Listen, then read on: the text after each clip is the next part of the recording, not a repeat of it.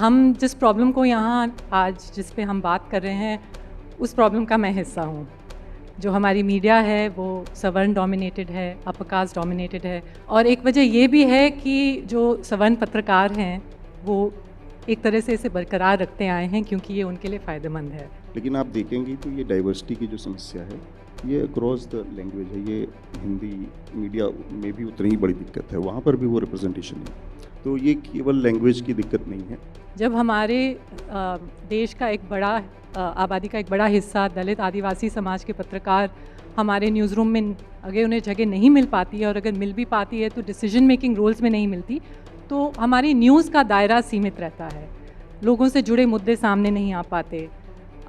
एक तरह से हमारी मीडिया कमज़ोर पड़ती है, और इस पे हम सभी सहमत हैं कि पहले से भी ज़्यादा इंडिया नीड्स इंडिपेंडेंट मीडिया। ये एक सवाल बड़ा रहता कि वो लीडरशिप पोजीशन पे क्यों नहीं है इस समुदाय का प्रतिनिधित्व, या दिक्कत ये है कि नीचे से ही अभी पहली पौध ही नहीं आई है। तो ज़ीरो से जब शुरुआती स्तर से ट्रेनी के तौर पर, है ना, सब एडिटर्स के तौर पर जब नियुक्तियां हुई ही नहीं है, पूरा खाली है नीचे, तो वहाँ से ऊपर लीडरशिप पोजीशन तो तब आएगा जब वहाँ से पहुँचेंगे लोग। इतने नंबर्स में कुछ होगा नहीं है, और जैसा खुद मीना जी बीबीसी में काम करके खुद को उनका पैरेलल प्लेटफॉर्म शुरू करना पड़ता है। जितने भी लोग हैं अल्टरनेटिव, जो अतुल जी ने डाटा शेयर किया, तो मैं प्रोफेसर दिलीप मंडल का एक आर्टिकल है यूपीडब्ल्यू का, उसमें कहा है कि लास्ट 15 सालों में ये अल्टरनेटिव मीडिया का हम बात करते हैं, यहाँ पे लीडरशिप है, बट इसका जो वेटेज है, आप पूरा फिगर्स इकट्ठा करेंगे तो उसका 10 मिलियन फॉलोअर पकड़ो, बट वही एक एबीपी पकड़ो या CNN पकड़ो, उसका अकेले का न्यूज़ प्लेटफॉर्म का उतना फॉलोअर्स है या सब्सक्राइबर है। मैं सिविल सोसाइटी से आता हूँ, उस सेक्टर को भी देखना चाहिए। और ऑक्सफैम को ही मैं अगर बताऊँ तो हम लोगों की विविधता बहुत कमज़ोर है, कुछ 12 से 15% है। हम लोग लगे हुए हैं, अब कोशिश कर रहे हैं। जैसे सुप्रिया कह रही थी, हमारे हर ऐड में होता है that we are working towards a diverse work space, women, people from marginalised communities are encourage to apply, पर फिर भी हम अभी नहीं पहुंच पाए हैं। और ख़ासकर मेरा ये है कि लीडरशिप रोल्स पे और वो कम हो जाता है, जो 12-15% है वो और कम हो जाता है leadership. Coming from the nomadic tribe community, जब मुझे कभी लगा नहीं बचपन से कि मैं मीडिया में जा पाऊँ, क्योंकि मुझे ये सेक्टर ही एलिट लगा बचपन से। मैं जब शुरुआत की थी मैंने जर्नलिज्म में, मेन स्ट्रीम मीडिया है, नाम नहीं लेना चाहूँगी, उन्होंने जब हायरिंग निकाली तो उन्होंने लिखा कि हम दलित आदिवासियों को पहले रखेंगे इसमें, लेकिन जब हायरिंग हो गई तो मुझे यहाँ तक कि इंटरव्यू तक के लिए नहीं बुलाया, कोई रिटर्न टेस्ट या इंटरव्यू के तक के लिए नहीं बुलाया गया। और जब पता चला किन लोगों की हायरिंग हुई है तो उसमें एक भी दलित आदिवासी नहीं था। जब वैकेंसी निकाली जाती है और उसमें लिखा जाता है कि दलित आदिवासी को हम लोग रखेंगे, तो क्या उनकी CV साइड रखने के लिए बताया जाता है कि हाँ अब उनके CV साइड रखते हैं, बाकी जो बचे हैं अब उनमें से हायरिंग लेंगे। आप सभी का स्वागत है। पहले तो मैं न्यूज़ लॉन्ड्री, ऑक्सफैम, इन सब का शुक्रिया अदा करना चाहूँगी कि उन्होंने इतना, मतलब मेरे दिल के बहुत करीब है ये विषय, और ये विषय पर मुझे बात करने के लिए यहाँ पे बुलाया गया। तो हम इस पर बात करेंगे कि मीडिया में डाइवर्सिटी किस तरह से है, किस तरह से मेंटेन होती है। तो हम शुरुआत करते हैं। पहले बहर जी, मैं आपसे शुरू करूँगी क्योंकि ऑक्सफैम की आज जो रिपोर्ट हुई है उसमें मुझे नहीं लगता कि कुछ नया है, और हम हर साल ही देखते हैं, कोई चौंकाने वाले आंकड़े नहीं हैं। तो आपको मतलब क्यों लगा कि हमें इस पर रिसर्च करना चाहिए? क्योंकि जब मीडिया डाइवर्सिटी की, खुद मीडिया बात नहीं कर रहा उस तरह से लेकर, जब हम पे खुद डाइवर्सिटी नहीं है, अगर हम मेन स्ट्रीम मीडिया में देखें, तो आपको क्यों लगा कि आपको ये रिपोर्ट बाहर लानी चाहिए? तो शुक्रिया मीना आपका, और ख़ासकर न्यूज़ लॉन्ड्री का कि उन्होंने हम लोगों के साथ मिलकर इस शोध को किया।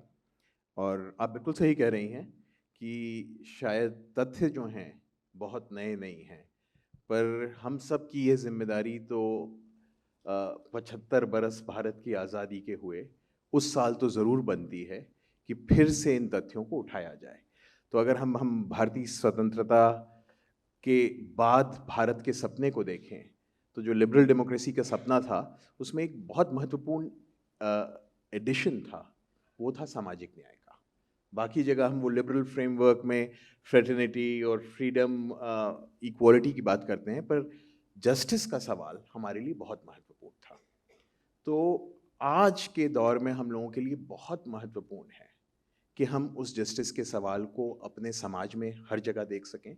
और ऑक्सफैम की जिम्मेदारी है, हम अपनी जिम्मेदारी मानते हैं कि लगातार जो खासकर पिछड़े तबके हैं, जो हाशिए पे तबके हैं, उन लोगों के साथ मिलकर काम कर सकें।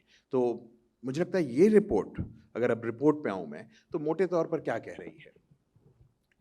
कौन लीडरशिप में है मीडिया में, कौन लिखता है, कौन बोलता है और किन विषयों पे बोला जाता है, और उस सब में जो बहुजन समाज है उसका हम लोगों ने आंकड़े देख लिए।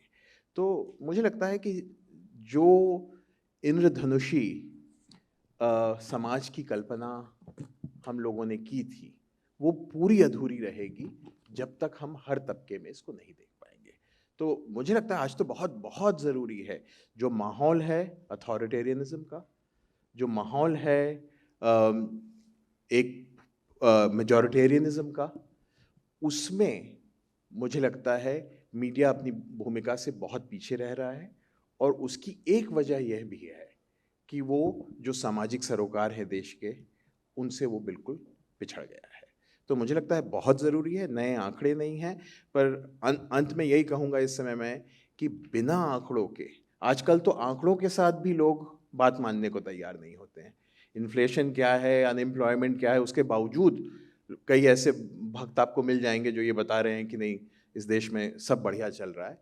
तो हम लोगों के लिए तो आंकड़े लाना बहुत ज़रूरी था, जिससे हम बता तो सकें। और उम्मीद, उसमें बहुत से वो मीडिया वाले होते हैं जो उसको बनाए रखते हैं कि सब कुछ सही है, तो उनको एक मिरर दिखाना, दर्पण दिखाना आवश्यक है। ये मिरर दिखाने का काम बहुत खतरनाक है इस समय पे तो इससे थोड़ा, और हम लोग अभी देख रहे हैं, जैसे हर रिपोर्ट में मैं देखती हूँ, और आज भी जो रिपोर्ट सामने आई है उसमें आदिवासी तो बिल्कुल बैन कर दिए हैं। मेन स्ट्रीम मीडिया में आदिवासी कहीं पर भी नहीं है, चाहे वो एंकर पे हो, चाहे वो एडिटर पोस्ट पे हो, डिसीजन मेकिंग पोस्ट पे हो, किसी पे भी नहीं है। दलित मेन स्ट्रीम मीडिया में नहीं है, अल्टरनेटिव मीडिया में जैसे दो, एक दमुक नायक और एक किस्ट मोजो, वहीं पर दिखाई दी, और कहीं पर भी नहीं है, जो है एडिटर पोस्ट पर भी है। तो वो क्यों नहीं दिखाया जाता? मैं क्योंकि अब सुप्रिया शर्मा के पास आना चाहूँगी। मेन स्ट्रीम मीडिया में आपने काम किया हुआ है, एनडीटीवी, टीआई से आप जुड़ी हुई हैं, तो क्या वजह है कि मेन स्ट्रीम मीडिया में दलित आदिवासी आ ही नहीं पाते? ये कौन सा मेरिट है जिस मेरिट पे हमेशा बात होती है, और उस मेरिट में सिर्फ एक तरह की जाति के लोग आ पाते हैं? जी, शुक्रिया मीना जी। यहाँ मैं ये कहना चाहूँगी, मैं काफ़ी सालों से मेन स्ट्रीम मीडिया का हिस्सा नहीं हूँ। मैं स्क्रोल में काम करती हूँ, जो मुकनायक की तरह डिजिटल मीडिया है। और सबसे पहले मैं दोबारा एक बार मीडिया रंबल की टीम को धन्यवाद देना चाहूँगी, जो हम सभी को इस मंच पे लेके आए। और आपकी इजाज़त हो तो कुछ बातें रखना चाहूँगी आपके सवाल का जवाब देने से पहले। हम जिस प्रॉब्लम को यहाँ आज जिस पे हम बात कर रहे हैं, उस प्रॉब्लम का मैं हिस्सा हूँ। जो हमारी मीडिया है वो सवर्ण डोमिनेटेड है, अपर कास्ट डोमिनेटेड है। और एक वजह ये भी है कि जो सवर्ण पत्रकार हैं वो एक तरह से इसे बरकरार रखते आए हैं, क्योंकि ये उनके लिए फ़ायदेमंद है। हम इस बात को जानते हैं, समझते हैं, और मैं चाहती हूँ कि इसमें बदलाव आए। सिर्फ इसलिए नहीं, जैसे अमिताभ जी ने कहा कि ये कहीं जस्टिस से जुड़ी बात है, ज़रूर जस्टिस से जुड़ी बात है, लेकिन ये एक मीडिया की ताकत से भी जुड़ी बात है। जब हमारे देश का एक बड़ा आबादी का एक बड़ा हिस्सा दलित आदिवासी समाज के पत्रकार हमारे न्यूज़ रूम में, अगर उन्हें जगह नहीं मिल पाती है, और अगर मिल भी पाती है तो डिसीजन मेकिंग रोल्स में नहीं मिलती, तो हमारी न्यूज़ का दायरा सीमित रहता है, लोगों से जुड़े मुद्दे सामने नहीं आ पाते। एक तरह से हमारी मीडिया कमज़ोर पड़ती है, और इस पे हम सभी सहमत हैं कि पहले से भी ज़्यादा India needs independent media. Media की ताकत बहुत ज़रूरी है। और वो मेरिट कैसे निर्धारित होता है? इंटरव्यू तक तो लोग पहुंचते होंगे शायद, जितना मैं समझ रही हूँ, या फिर वो इंटरव्यू तक भी नहीं पहुंचते, तो वो कैसे मेरिट निर्धारित किया जाता है? जी, मैं एनडीटीवी और टाइम्स ऑफ इंडिया में काम कर चुकी हूँ एज अ रिपोर्टर। उस समय मैंने कभी हायरिंग नहीं की। मैं आपसे अपना एक्सपीरियंस शेयर कर सकती हूँ स्क्रोल में। और स्क्रोल एक छोटी न्यूज़ ऑर्गेनाइजेशन है। हम गोदी मीडिया नहीं हैं, हम इंडिपेंडेंट मीडिया हैं, छोटे हैं लेकिन we speak truth to power. जुड़े हुए हैं यहाँ पर और हमें इस बात पे गर्व है, हमें इस बात पे भी गर्व है कि एक तरह से हमारे यहाँ रिलीजियस डाइवर्सिटी रही है। रिलीजियस माइनॉरिटी कम्युनिटीज़ से हमारे यहाँ रिपोर्टर भी हैं, एडिटर भी हैं। हमारे एडिटर भी एक माइनॉरिटी कम्युनिटी से बिलोंग करते हैं। और पिछले कुछ सालों में जिस तरह से इंडिया में एक मेजॉरिटेरियनिज्म हावी हुआ है, जैसे माइनॉरिटीज़ को सेकंड क्लास सिटीजन्स बनाने की कोशिश की जा रही है, हम उसे कवर कर पाए हैं और डाइवर्सिटी से हमारे जर्नलिज्म को बल मिला है। खेद की बात यह कि हमारे यहाँ कास्ट डाइवर्सिटी की कमी है, जिसे हम जानते हैं और जिसे हम सुधारने की कोशिश कर रहे हैं। हमने शुरुआत की पहले जब हम अपनी जॉब पोस्टिंग्स घोषित करते थे तो उसमें लिखने लगे कि candidates from marginalised communities are specially encouraged to apply. फिर जब एप्लीकेशंस आती थी तो हमने कोशिश की कि हम प्रायोरिटाइज करें ऐसे कैंडिडेट्स को जो मार्जिनलाइज्ड ग्रुप से आते हैं। फिर हमने एक फेलोशिप शुरू की आदिवासी जर्नलिस्ट के लिए। जैसे आपने कहा, ये साफ दिखता है कि अगर हमारे न्यूज़ रूम में कहीं बिल्कुल एक एब्सेंस नज़र आती है वो आदिवासी पत्रकारों की। तो हमने आदिवासी जर्नलिस्ट के लिए फेलोशिप शुरू की और अभी हाल ही में हमने प्रयास किया है कि एक एसोसिएट एडिटर पोजीशन पे हमने खास मार्जिनलाइज्ड कम्युनिटीज़ के पत्रकारों से एप्लीकेशंस इनवाइट की हैं। उसका अभी प्रोसेसिंग चल रहा है और मैं इस मंच पे कहना चाहूँगी कि अगर आप किसी को जानते हैं जो इस पोजीशन को सूट करें, उन्हें प्लीज़ अप्लाई करने को कहिए jobs@scroll.in पे। तो ये कोशिशें चल रही हैं। इस कोशिश के दौरान ये बात ज़रूर साफ तौर पे नज़र आई कि कास्ट डाइवर्सिटी का जो मामला है वो लैंग्वेज से जुड़ा है। हम एक इंग्लिश लैंग्वेज न्यूज़ वेबसाइट हैं, हमारे यहाँ सारा काम इंग्लिश में होता है एंड हम सभी जानते हैं कि इस देश में अंग्रेज़ी it's the language of privilege. जब हमने आदिवासी पत्रकारों की फेलोशिप घोषित की, उस समय कई लोगों ने मुझे संपर्क किया, ये पूछा कि क्या हम अपनी भाषा में लिख सकते हैं। उनमें से कई लोग को मैं अच्छे से जानती हूँ, कुछ मित्र हैं, उनका काम बेहतरीन है। दुविधा ये थी कि हमारे पास एक ट्रांसलेशन डेस्क नहीं है। क्या हमारी ऑर्गेनाइजेशन, जो एक छोटी ऑर्गेनाइजेशन है, क्या उसके पास रिसोर्सेज हैं कि वो एक ट्रांसलेशन डेस्क सेटअप करे, और ट्रांसलेशन अगर हो भी तो शायद हम हिंदी से इंग्लिश में ट्रांसलेट कर पाएँ। उसमें ये सवाल उठा हमारी टीम में कि ऐसे समय पे जब हिंदी भाषा केंद्र सरकार सभी राज्यों पे थोप रही है, तो क्या हम भी उसी तरह का भेदभाव करें दूसरी भाषाओं की तरफ। ये एक जेन्युइन सवाल था और अभी इस पे हमारे यहाँ मंथन चल रही है और हम हल ढूंढने की कोशिश कर रहे हैं। चिंता का विषय ये कि हमारी तरह के जो छोटे न्यूज़ रूम हैं जिसमें आज भी कास्ट डाइवर्सिटी नहीं है, एटलीस्ट हमारे यहाँ मंथन है, इस पे सोच विचार है, कोशिश है, एक पहल है। बड़ी मीडिया, वहाँ जो आपने कहा मेन स्ट्रीम मीडिया, वहाँ क्या इसके ऊपर बातचीत भी हो रही है? कहना मुश्किल है, आसार तो नज़र नहीं आ रहे। अगर मेन स्ट्रीम मीडिया के साथी हैं इस हॉल में तो मुझे लगता है आपका सवाल का जवाब उनसे मिल सकता है। शुक्रिया। मैं अतुल सर के पास आऊँगी। अतुल सर, जैसा सुप्रिया जी ने कहा कि एक एक्सपीरियंस मैं आपको अपना बताती हूँ। पहले सुप्रिया जी, मैं जब शुरुआत की थी मैंने जर्नलिज्म में, मेन स्ट्रीम मीडिया है, नाम नहीं लेना चाहूँगी, उन्होंने जब हायरिंग निकाली तो उन्होंने लिखा कि हम दलित आदिवासियों को पहले रखेंगे इसमें। लेकिन जब हायरिंग हो गई तो मुझे यहाँ तक कि इंटरव्यू तक के लिए नहीं बुलाया, कोई रिटर्न टेस्ट या इंटरव्यू तक के लिए नहीं बुलाया गया। और जब पता चला किन लोगों की हायरिंग हुई है तो उसमें एक भी दलित आदिवासी नहीं था। तो क्या मैं ये समझूँ, जब वैकेंसी निकाली जाती है और उसमें लिखा जाता है कि दलित आदिवासी को हम लोग रखेंगे, तो क्या उनकी CV साइड रखने के लिए बताया जाता है कि हाँ अब उनके CV साइड रखते हैं, बाकी जो बच्चे हैं अब उनमें से हायरिंग लेंगे? एक ये भी हो सकता है। तो अतुल सर आपके पास आती हूँ क्योंकि हम सभी लोग अल्टरनेटिव मीडिया से जुड़े हुए हैं और अभी जो एक तरह से हम लोग चुनौती दे रहे हैं वो अल्टरनेटिव मीडिया है। लेकिन अल्टरनेटिव मीडिया में भी दलित आदिवासियों की इतनी कमी क्यों है?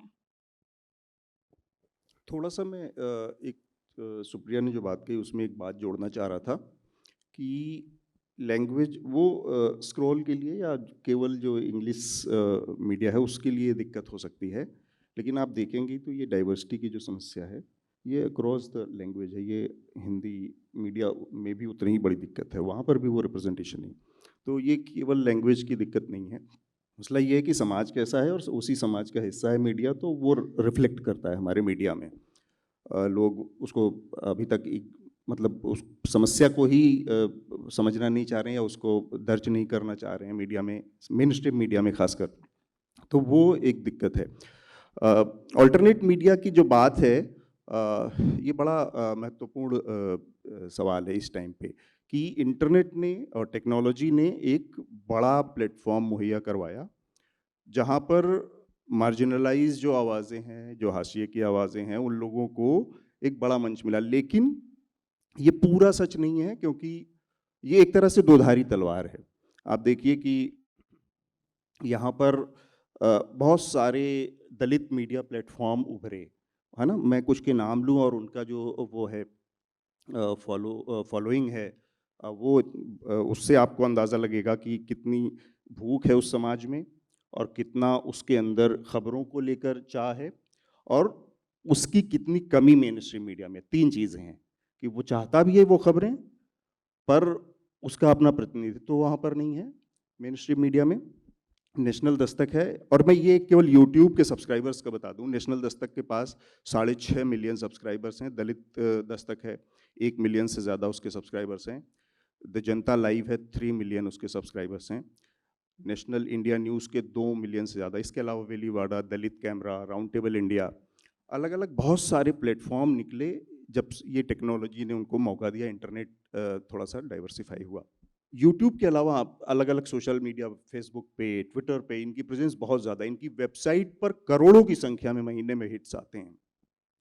तो ये एक डाइवर्सिफिकेशन हुआ मीडिया का, लेकिन जो मैंने कहा दोधारी तलवार है।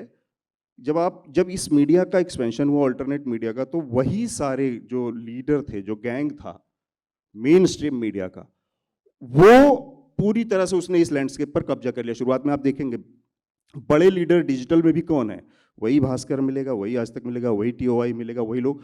तो वो अचानक से उस पूरे स्पेस का उसने फायदा उठाया। तो ये थोड़ा सा फायदा तो इसको मिला कि उन मार्जिनलाइज जो आवाजें थी उनको स्पेस मिल गया वहां पर, लेकिन जो मेन स्ट्रीम मीडिया था उसका कब्जा था, उसने यहाँ पर भी आकर कब्जा बनाया। और ये केवल मेन स्ट्रीम मीडिया के मामले में जितनी सच है, उतने ही ये सच इन्फ्लुएंसर्स के मामले में भी है। आप ये देखिए कि ट्विटर के जो बड़े इन्फ्लुएंसर्स आपको देखेंगे, वो वही आवाज़ें जो टेलीविज़न पर बहुत ज़्यादा पॉपुलर थे या स्टार थे, अखबारों में जो बड़े नाम थे, वही लोग, उन्हीं का दबदबा यहाँ पर भी बन गया। तो इस तरह से ये जो अल्टरनेट मीडिया का पूरा वो था एक तरह से, तो गड्ढमड्ढ हो गया, कोई बहुत ज़्यादा क्लियर पिक्चर नहीं। इसीलिए मैं इसको कहा दोधारी तलवार।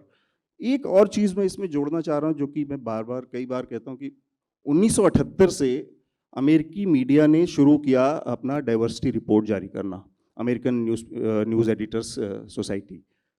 वहाँ पर आप देखिए तो एक शुरुआत उन्होंने अपने लेवल पे एडिटर्स ने की। एक जागरूक नागरिक के तौर पर, एक कमिटेड नागरिक के तौर पर उन्होंने सोचा कि ये हमारी जिम्मेदारी है कि इसमें ब्लैक्स का भी पार्टिसिपेशन हो, इसमें एशियंस का भी हो, हिस्पैनिक्स का, जो भी वहाँ पर सोसाइटी की डाइवर्सिटी थी उसके रिप्रेजेंटेशन के लिए शुरू हुआ। और ये 1978 से लेकर आज तक 2018 का अवेलेबल है, मतलब हर साल का वहाँ पर मिल जाएगा। 2018 का जो अभी तक का सबसे रिसेंट अवेलेबल है। वाशिंगटन पोस्ट में देखिए 30% के आसपास डाइवर्सिटी है न्यूज़ रूम के अंदर, ब्लैक्स हैं उसमें, एशियंस हैं उसमें। इससे हुआ क्या कि जैसे ही ये रिपोर्ट आनी शुरू हुई तो बाकी मीडिया के ऊपर एक तरह का प्रेशर बनने लगा। धीरे धीरे इसने एक प्रेशर बिल्डिंग का काम किया और बाकी मीडिया ने उसको अपने को उस तरफ ढाला। तो सब ने शुरू किया ये वो। हमारे यहाँ इस तरह के किसी इनिशिएटिव का एक तो अभाव है कि मतलब मेन स्ट्रीम मीडिया इस तरह की किसी इनिशिएटिव की तरफ जाता दिखता नहीं है। इसलिए भी ये ज़रूरी है कि अब जो अल्टरनेट मीडिया है वो इस तरह के कामकाज की दिशा में बढ़े, वो इसकी शुरुआत करे ज़्यादातर। क्योंकि अमिताभ बताएंगे ये, और जो हमारी टीम है उसका जो एक्सपीरियंस है, दूसरी रिपोर्ट है 2019 में आई थी, तब से लेकर अब तक इस डाटा को कलेक्ट करने में बहुत मुश्किल होती है, क्योंकि कोई भी न्यूज़ रूम उतना खुला नहीं है, कहीं पे भी उतनी ट्रांसपेरेंसी नहीं है। मेथडोलॉजी आपको बताई उन्होंने कि किस किस तरीके से हम इसको इस्टेब्लिश, तो इसमें एरर का भी है, थोड़ा सा एरर भी है। जैसे एक कमी मुझे लगी क्या वो है इसमें कि हमने इसमें केवल कास्ट को रखा है, रिलीजन वाइज डाटा को नहीं रखा है, क्योंकि फिर वो और कॉम्प्लेक्स हो जाएगा, हमारे लिए और मुश्किल हो जाती। तो वो शायद ये सारी उसकी सीमाएं, जिसका आप सुप्रिया इशारा कर रही थी कि उसमें रिलीजियस जो डाइवर्सिटी है उसका अभाव है, तो हमने इसको केवल और केवल इसीलिए कास्ट के इर्द गिर्द ही रखा है। और उस डाटा को इस्तेमाल फिर भी हमें UPSC के लिस्ट को खंगालना पड़ा, 3 सेंट्रल यूनिवर्सिटीज़ जो थी उनका डाटा देखना पड़ा, तब जाकर ये एक, तो इसमें थोड़े से एरर का भी एक मार्जिन है। फिर भी ये ज़रूरी है कि अब जो ये अल्टरनेट मीडिया है, यहाँ से इस चीज़ की शुरुआत हो कि जैसा मैं नहीं कह रहा हूँ कि उसी तरह से हम कॉपी कर लें जैसे अमेरिका में होता है, लेकिन उस दिशा में उस तरह के कोई अल्टरनेट चीज़ शुरू की जाए ताकि बाकी मीडिया के ऊपर एक प्रेशर का बने और वो लोग इस मामले में इसको समस्या के तौर पर स्वीकार करें। स्वीकार करने के बाद इस दिशा में सही कदम क्या हो सकते हैं उस तरफ बढ़ें। सर मेरा वैसे अगला सवाल इससे जुड़ा हुआ है, लेकिन मैं उससे पहले जो है राजू जी के पास आऊँगी। राजू जी, आप खुद जो है मार्जिनलाइज कम्युनिटी से आते हैं। अभी हाल ही में आप जो है लंदन से आए हैं, पिछले हफ्ते ही लंदन से आए हैं, वहाँ पढ़ाई करके आए हैं आप। तो आपने यहाँ का एक्सपीरियंस भी देखा पढ़ाई के दौरान, वहाँ का एक्सपीरियंस भी देखा, और काफ़ी सारे रिसर्च कहते हैं कि इंस्टीट्यूट तक तो दलित आदिवासी पहुँचते हैं, लेकिन वो अलग अलग फील्ड में नहीं पहुँच पाते। तो आप इस पर क्या कहेंगे कि वहाँ पर जो आपका यहाँ का और मैं वहाँ का एक्सपीरियंस थोड़ा सा जानना चाहूँगी कि वहाँ पे किस तरह से डाइवर्सिटी को मेंटेन रखते हैं लंदन में, और आप इंडिया में, क्योंकि एक महाराष्ट्र के एक छोटे से गांव से आप आते हैं, तो यहाँ पर कैसे आप देखते हैं फिर उसको? Thank you Meena ji. सबसे पहले धन्यवाद कि ऐसा बात हो रहा है कि इस रिपोर्ट के माध्यम से, और जितेंद्र सुना जी जो है जिन्होंने रिसर्च लीड टीम किया है, तो उनका मैं विशेष अभिनंदन करता हूँ और ये प्लेटफॉर्म देने के लिए भी धन्यवाद देता हूँ कि मेरा जो एक्सपीरियंस है एकलव्य इंडिया के माध्यम से हम जो काम करने का, मतलब मीडिया का मेरा बैकग्राउंड नहीं है, हम हायर एजुकेशन डोमेन में काम कर रहे पिछले 5-6 सालों से। बट मीना जी का सवाल है, मैं 12 महीने लंदन में था, SOAS यूनिवर्सिटी ऑफ लंदन में पढ़ रहा था। तो जैसा अतुल जी ने बात किया कि डाइवर्सिटी का कर्नर कमीशन है US का, या UK में भी बहुत सारा ये इस पे रेगुलरली बात होता है, हमेशा कम से कम एक ओपनली डिबेट भी होता है, रिलीजन हो, मीडिया हो, कौन से भी टॉपिक पे। और इवन बहुत सारे प्लेटफॉर्म्स इस पे रेगुलरली काम भी करते हैं। तो UK US में और इवन यूरोप में इस पे बहुत सारी चर्चा होती है। But in terms of Indian जो लोग जाते हैं वहाँ पे, तो वो अगेन कि वो प्रिविलेज इलीट, अर्बन इलीट वही लोग जा पा रहे हैं, या हम जो मेन स्ट्रीम फेलोशिप भी देखते हैं मीडिया के या हायर एजुकेशन का, तो बहुत सारा इनइक्वालिटी वहाँ पे भी है, जो इंडियन क्राउड वहाँ पे जा रहा है। But with in UK and US आपको वहाँ पे जो ब्राउन रिप्रेजेंटेशन है, ब्लैक रिप्रेजेंटेशन है, वो उस पर बहुत सारा काम हो रहा है। और यहाँ का कंपैरिजन करेंगे तो बहुत हम बात करने में भी बहुत पीछे रह रहे हैं compare to Europe, UK and US। तो हम बहुत पीछे हैं कंपेयर टू उनके इन सब चीज़ों में। जी, शुक्रिया राजू जी। अतुल सर आपके पास आऊँगी, क्योंकि मुझे अभी उस सवाल का जवाब नहीं मिला उस तरह से कि अल्टरनेटिव मीडिया में भी दलित आदिवासी क्यों नहीं है। अगर मैं आपकी बात करूं, क्योंकि आप जो हैं न्यूज़ लॉन्ड्री हिंदी के एडिटर हैं, सुप्रिया जो हैं वो खुद स्क्रॉल की एडिटर हैं, तो न्यूज़ लॉन्ड्री में कितने दलित आदिवासी हैं या स्क्रॉल में कितने दलित आदिवासी हैं, क्योंकि आप उस पोजीशन पे हैं अभी जहां पे आप लोग हायर कर सकते हैं? तो न्यूज़ लॉन्ड्री की भी बात अगर मैं कहूँ तो हमारे यहाँ नंबर्स और परसेंटेज भी मैं नहीं बता सकता एग्जैक्टली, लेकिन हमारे यहाँ पिछले 2 सालों में डाइवर्सिटी को ध्यान में रखकर कई सारी हायरिंग्स हुई हैं, उसका रिप्रेजेंटेशन है। उसमें OBC हैं और उसमें SC कम्युनिटी का भी रिप्रेजेंटेशन है और उसमें ST का भी रिप्रेजेंटेशन है एक। तो ये मैं कह सकता हूँ कि हमने पिछले 2-3 सालों में इस दिशा में कई सारे हायरिंग्स की हैं। और इन जनरल अल्टरनेट मीडिया के लिहाज से देखा जाए तो जब से हमारी ये रिपोर्ट आई है उससे जो बदलाव वाली जो बात है, अल्टरनेट मीडिया के ऊपर में ये एक बड़ा वो हुआ है, जैसा कि मैं कहता कि एक प्रेशर बनता है लोगों को अपने उस दिशा में सोचने का, एक वजह मिलती है। तो जैसे कैरवान ने इस बारे में प्रॉपर एक बड़ी अच्छी शुरुआत हुई। कैरवान ने बाकायदा इस मामले में एडवर्टीजमेंट निकाला, विज्ञापन निकाला कि ST/SC कम्युनिटी के लिए वो पद होंगे। तो इस तरह से ये मेरे ख्याल से प्रिंट में इस आधार पर नियुक्तियां हुई हैं। मैंने पता किया जो अपने स्तर पे, मैंने अपनी न्यूज़ लॉन्ड्री की बात बताई। तो ये मैं मेन स्ट्रीम मीडिया के बारे में नहीं कह सकता, लेकिन अल्टरनेट मीडिया में हमारी पहली रिपोर्ट के बाद काफ़ी बदलाव आया है। और वो आप देखेंगे कि जो दोनों रिपोर्ट का कंपैरिजन है तो बहुत बड़ा अंतर नहीं आपको लिखा, लेकिन 2% का अंतर, कहीं 3%, 2% वो रिप्रेजेंटेशन जहाँ कहा 3% तक का वो 0 था, तो 0 से 3% हुआ। ये 2-3 सालों का अंतर है। तो एक चेंज हो रहा है। इससे इस लिहाज से इस रिपोर्ट की ये बड़ी एक उपलब्धि है। तो सर क्या मैं आप लोगों से कम ये उम्मीद कर सकती हूँ कि वो डिसीजन मेकिंग में भी आगे आएंगे?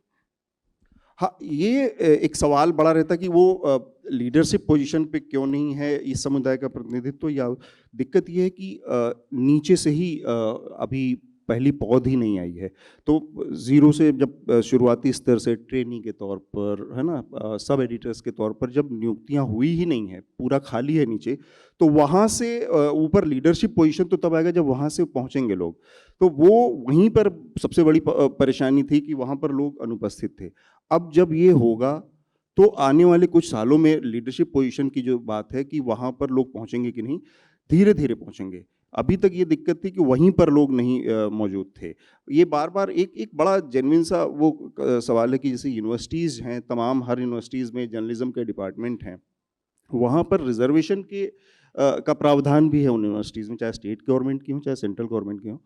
तो एक बड़ी क्यूरियोसिटी बार बार ये रहती है कि उनमें, मतलब आज़ादी के बाद से ST SC समुदाय के लिए वहाँ पर रिजर्वेशन था, 92-90 के बाद से मंडल कमीशन के बाद से वहाँ पर भी OBC के लिए हो गया रिजर्वेशन।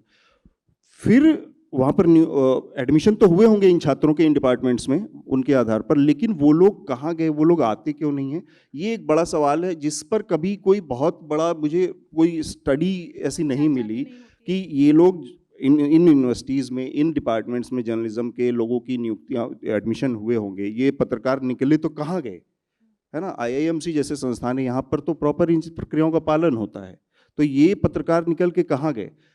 तब एक और बड़ी तस्वीर हमारे सामने आएगी कि एक्चुअली जो बता सकती है कि क्या वास्तव में प्रेजुडिस है न्यूज़ रूम के अंदर, ये लोग आए, काम किए, लेकिन साइडलाइन कर दिए गए, या क्या दिक्कतें आई उनके सर, वो साथ। जो ये यूट्यूबर्स हैं, यूट्यूबर्स जो आपने एक लिस्ट बताई कि यूट्यूब्स खोल रहे हैं, वो मुझे वो कहीं न कहीं मेन स्ट्रीम मीडिया में तो गए होंगे काम करने। क्या ये वजह है कि उन्हें यूट्यूब खोलना पड़ा? वो भी मेन एक स्ट्रीम वजह मीडिया में एक उनको चीज नौकरी नहीं मिली। वो एक पैशनेट थे कि जर्नलिज्म उन्हें करना है। हाँ, राजू जी इस पर अपनी बात रखना चाहेंगे कि इंस्टीट्यूट में तो बच्चे पहुँचते हैं, लेकिन वो बाहर निकलते हैं, कहीं दिखाई नहीं देते हैं। मैंने जो फिगर्स निकाले कि IIMC का जो फिगर्स है वो कंपेयर टू अपना पॉपुलेशन भी और रिप्रेजेंटेशन भी 480 सीट्स से शायद कुछ, जो मैं वेबसाइट्स पे चेक कर पाया, तो हम उसका डाटा रखते हैं। तो इतने नंबर्स में कुछ होगा नहीं है, और जैसा खुद मीना जी BBC में काम करके खुद को उनका पैरेलल प्लेटफॉर्म शुरू करना पड़ता है। जितने भी लोग हैं अल्टरनेटिव, जो अतुल जी ने डाटा शेयर किया, तो मैं प्रोफेसर दिलीप मंडल का एक आर्टिकल है UPW का, उसमें कहा है कि लास्ट 15 सालों में ये अल्टरनेटिव मीडिया का हम बात करते हैं, यहाँ पे लीडरशिप है, बट इसका जो वेटेज है, आप पूरा फिगर्स इकट्ठा करेंगे तो उसका 10 मिलियन फॉलोअर पकड़ो, बट वही एक ABP पकड़ो या CNN पकड़ो, उसका अकेले का न्यूज़ प्लेटफॉर्म का उतना फॉलोअर्स है या सब्सक्राइबर है। तो हमको मेन स्ट्रीम में भी बात करना पड़ेगा, और उसमें मैं क्लियर कट बोलता हूँ कि इसमें कल्चरल कैपिटल ये जो बात होता है कि आप खुद IIMC में पढ़िए, आप BBC में काम किए, बहुत सारे लोग जो आते हैं रिप्रेजेंट DBA दलित बहुजन आदिवासी कम्युनिटी से, बट वो लीडरशिप पोजीशन तक नहीं पहुंच पाते। तो ये सटल तरीके से जो कल्चरल कैपिटल अपना सरनेम से उसको डेमोक्रेटाइज किया जाता है, पर्टिकुलरली अर्बन एलिट सेक्टर में। जितना मीडिया और लॉ में जो मेरे को जितना बेसिक पता है दूर से, coming from the nomadic tribe community, जब मुझे कभी लगा नहीं बचपन से कि मैं मीडिया में जा पाऊँ, क्योंकि मुझे ये सेक्टर ही एलिट लगा है बचपन से। मतलब मैं 10 साल में ये प्लेटफॉर्म बात करना है, तो ये जर्नी जो है, हम प्रॉपरली जो ट्रेडिशनल अप्रोच है वही हमारा है कि लॉ मीडिया में हमको कभी लगा ही नहीं गाँव से कि हम इस सेक्टर में जाके स्पेस ले सकते हैं।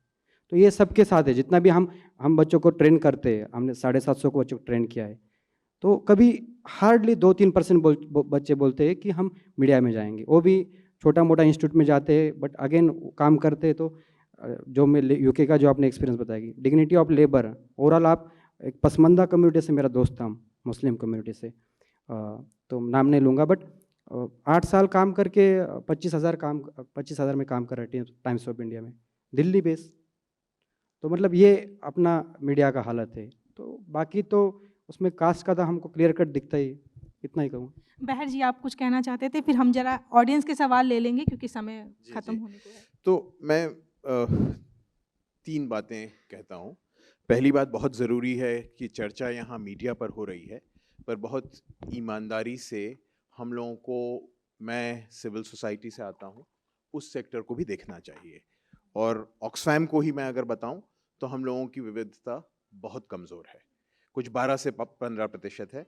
हम लोग लगे हुए हैं, अब कोशिश कर रहे हैं। जैसे सुप्रिया कह रही थी, हमारे हर ऐड में होता है that we are working towards a diverse work space, women, people from marginalized communities are encouraged to apply, पर फिर भी हम अभी नहीं पहुंच पाए हैं। और ख़ासकर मेरा ये है कि लीडरशिप रोल्स पे और वो कम हो जाता है, जो 12-15% है वो और कम हो जाता है लीडरशिप। तो ये समस्या, मैं ये कहना चाहूँगा कि हम सबको मीडिया की समस्या को समझने के लिए थोड़ा और व्यापक रूप से समझना पड़ेगा।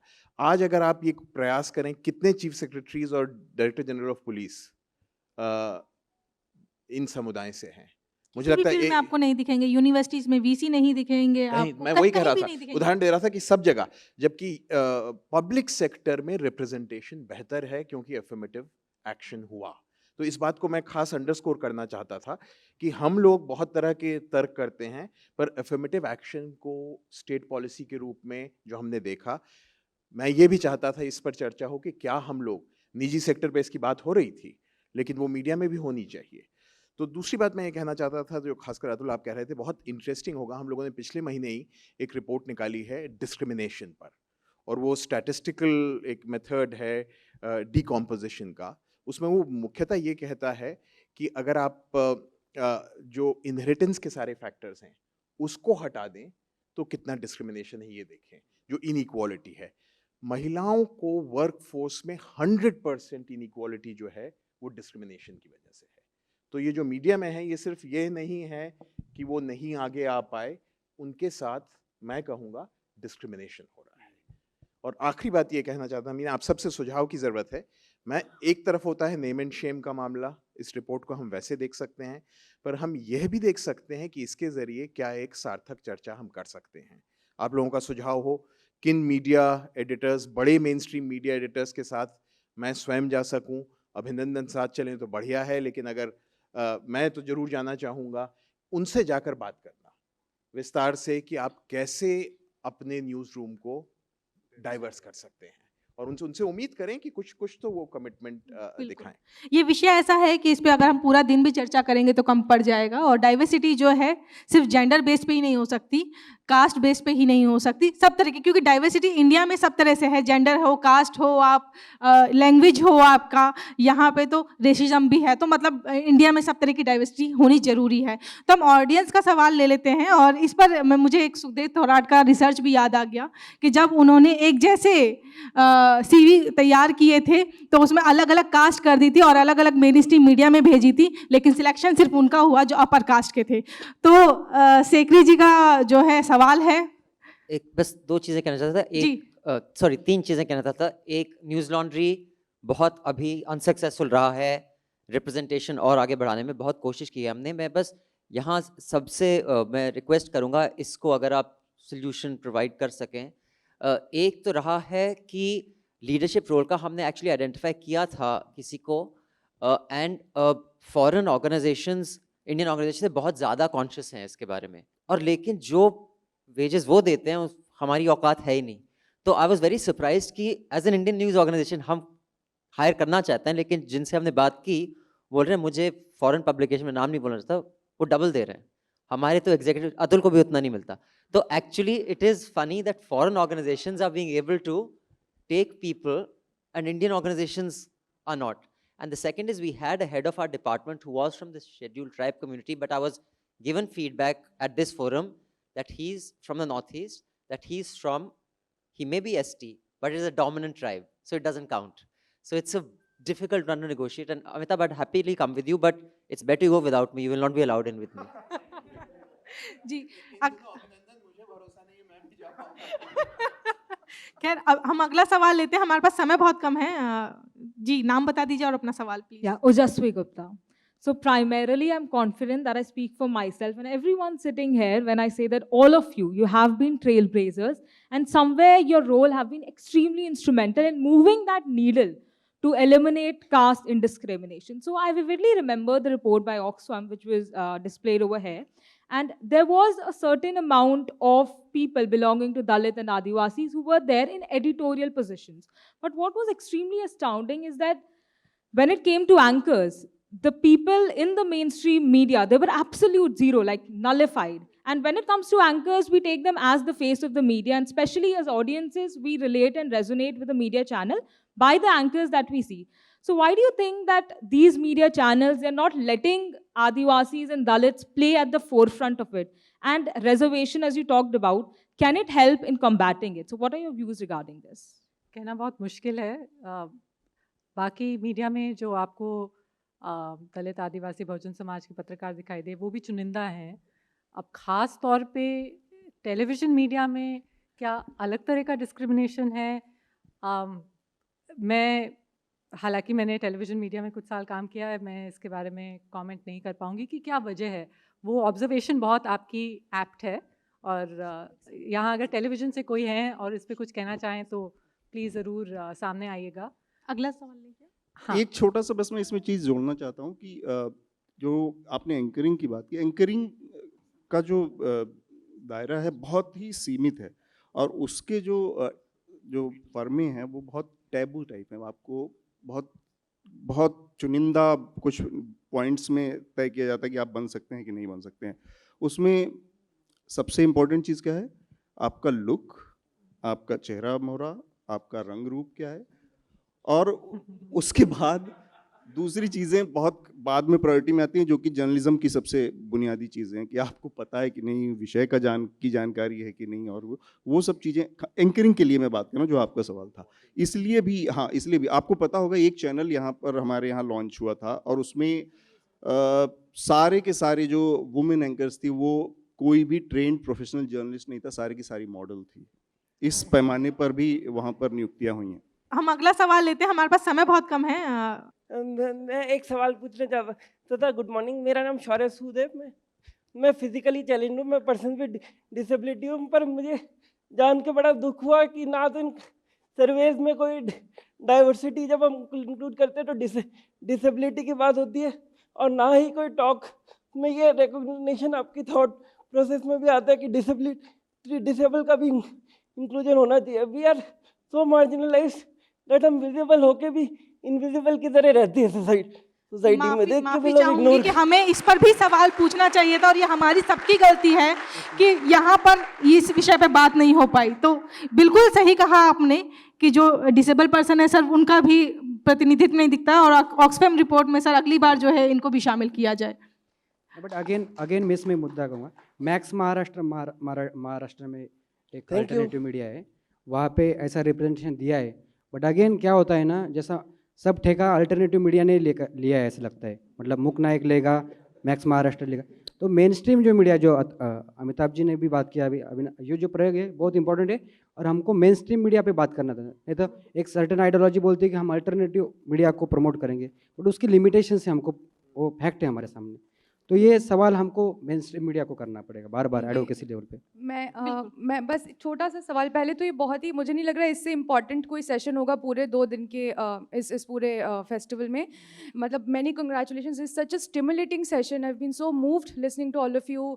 Congratulations for taking these questions, for starting this conversation. और एक छोटी सी बात ये थी कि हम यहाँ पर इन सब चीज़ों की चर्चा करते हैं, बहुत महत्वपूर्ण है, मगर हमारे सामने भी स्मॉल टाउन्स और हम जैसे नीचे जाते हैं 2 टायर 3 टायर सिटीज़, इसका पूरा एक मैदान खुला पड़ा है जहाँ पर ये कास्ट डिस्क्रिमिनेशन न्यूज़ रूम्स में मतलब एक अलग विकराल पैमाने पर मौजूद है, जो अभी डील करना हमें बाकी है। तो आप लोग क्या सोचते हैं कि आपके ट्रिकल डाउन इफेक्ट की उम्मीद कर रहे हैं कि हम जब मेट्रोज या दिल्ली में स्ट्रेंथन होगा तो ट्रिकल डाउन होगा स्मॉल टाउन्स में, या फिर हमें मतलब साइमल्टेनियसली, और ये सिर्फ हिंदी भाषा की बात नहीं, और भी जो भारतीय भाषाएं हैं वहाँ पर भी लगभग यही परिस्थिति है, तो हम ट्रिकल डाउन करेंगे यहाँ से नीचे होकर बेहतर होगी परिस्थिति, या फिर हमें small towns 2 tyre 3 tyre cities में भी इस कॉन्वर्जेशन को किसी तरीके से इनिशिएट करने की मतलब हमें ज़रूरत है। और and thank you so much, I am so moved for this session. मुझे नहीं लगता इससे, मैं रिपीट करूँगी, इससे इम्पॉर्टेंट कोई सेशन है।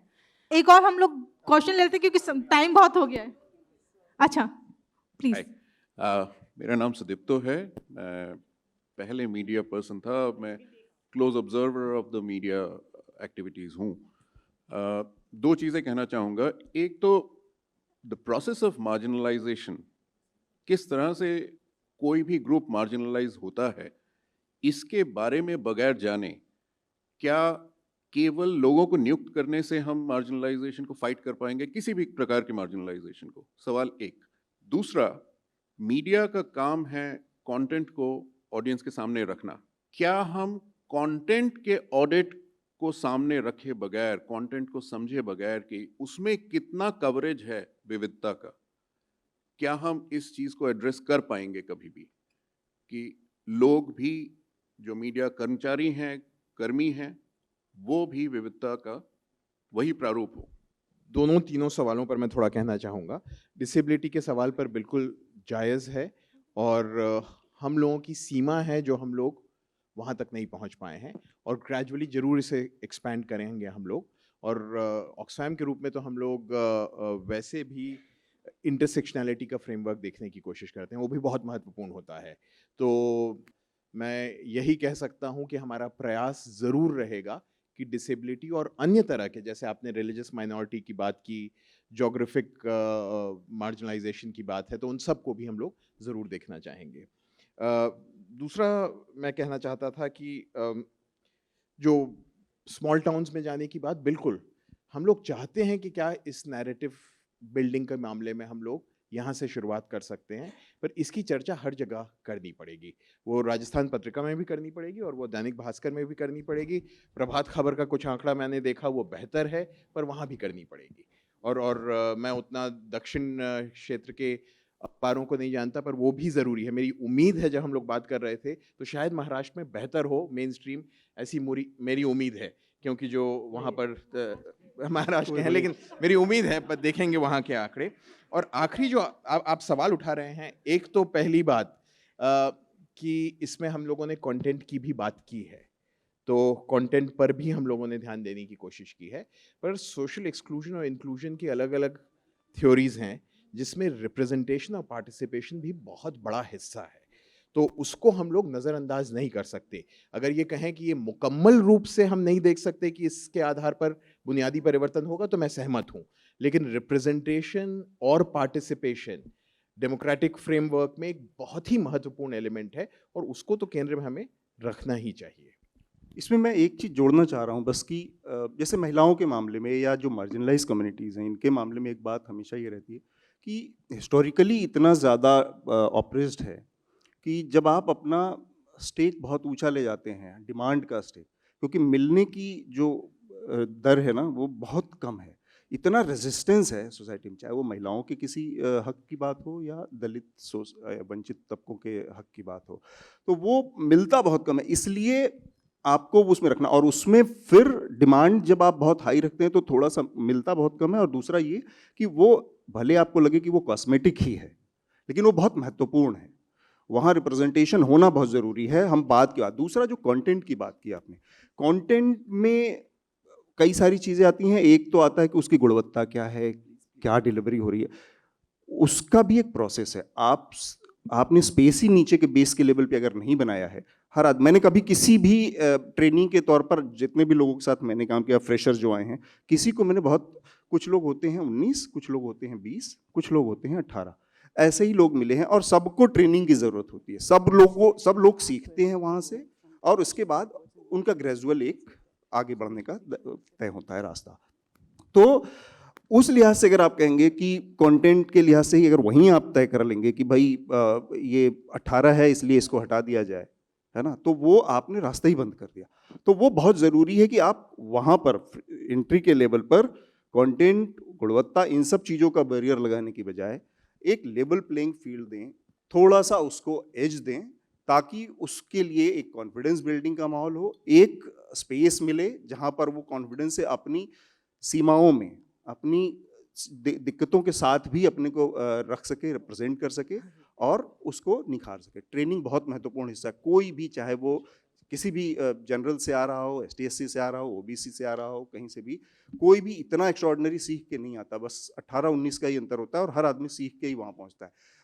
दिक्कत आती है लीडरशिप के लेवल पर, जहाँ पर अपने सोसाइटल जो प्रेजुडिसेस हैं या जो भी आप कहें उसमें, वो वहाँ पर काम करता है और किसको बढ़ाना है, किसको घटाना है, ये सब भी बहुत बड़ा उसका फैक्टर है। उम्मीद है आप सबको ये चर्चा बहुत अच्छी लगी होगी और सबके सवाल तो नहीं ले पाई क्योंकि बहुत सारे लोगों के हाथ उठ रहे थे। ये विषय ऐसा है कि पूरा दिन, मैं पहले भी कह चुकी हूँ कि पूरी चर्चा चलती रहे तो भी ख़त्म नहीं हो पाएगा। तो हम इसको ख़त्म करते हैं। मैं स्पीकर्स का शुक्रिया अदा करना चाहूँगी, ऑडियंस का शुक्रिया अदा करना चाहूँगी कि उन्होंने इतना पेशेंटली सुना इसको और सवाल भी रखे। Thank you.